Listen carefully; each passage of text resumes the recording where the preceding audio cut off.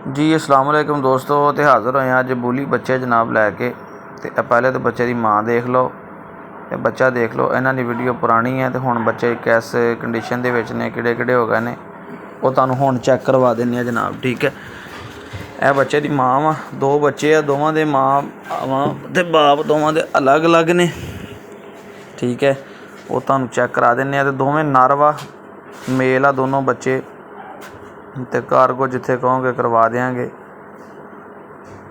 जिहड़ा चिट्टा डब्बा आ चिट्टे डब्बे की माँ आ, अगे रत्ता कुत्ता होना, उहदी माँ रत्ते रंग की है।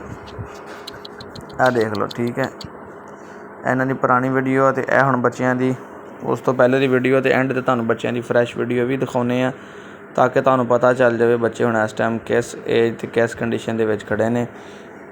क्योंकि बहुत सारे दोस्त कहते होंदे कि रसलान भाई छोटा बच्चा जिहड़ा ना संभालना थोड़ा मुश्किल हो जाता, लिहाजा इस करके बच्चा इन्ना हो जिहड़ा नस भजदा हो, आप खांदा पींदा है।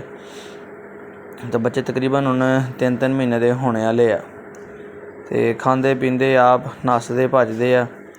कारगो तुसीं जिथे कहोगे जनाबे वाली तुहानूं करवा देंगे। ठीक है, बुली बच्चे ने, बाप अच्छे हैं इन्हां दे, मगर बाप की कोई वीडियो तस्वीर मौजूद नहीं है, इस करके असीं तुहाडे नाल गलत बयानी नहीं करांगे। जो चीज़ है तुहाडे सामने स्क्रीन ते आ। जिस दोस्त वीर नूं पसंद होवे नंबर स्क्रीन ते चल रहा जे, राबता कर सकते हो।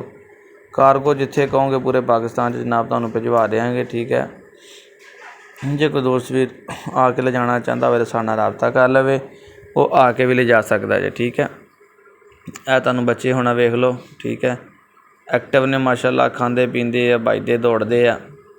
तो दोनों बच्चे अलग अलग माँ बाप दे आ। जिहड़ा दोस्त को पसंद करे, लाल लैना किसी ने लाल लै लवे, चिट्टा लैना किसी ने चिट्टा लै लवे।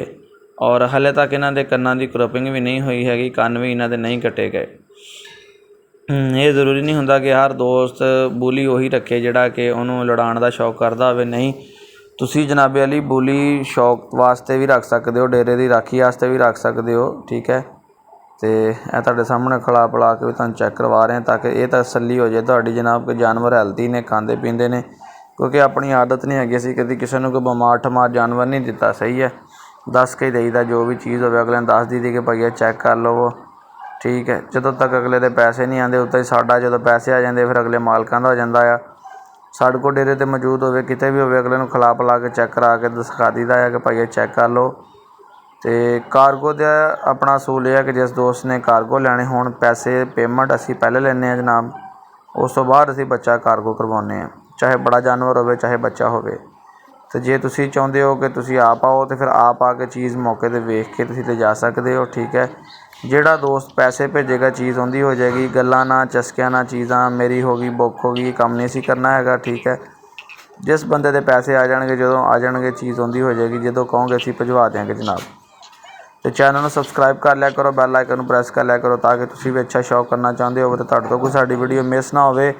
बैल आइकन प्रेस करने का फ़ायदा यह है कि जनाब नोटिफिकेशन फौरी पहुँच जाएगा, तुहानूं पता चल जाएगा कि पंजाबी शौक वालों की कोई नवी वीडियो आ गई है। दुआवां च याद रखा करो। ठीक है, तो जिहड़ा कोई दोस्त भी साडे डेली रूटीन के व्लॉग वेखना चाहता, पंजाबी शौक व्लॉग नूं भी सबसक्राइब कर लो। फिर मिलेगी नवी वीडियो नाल। अल्लाह हाफिज़।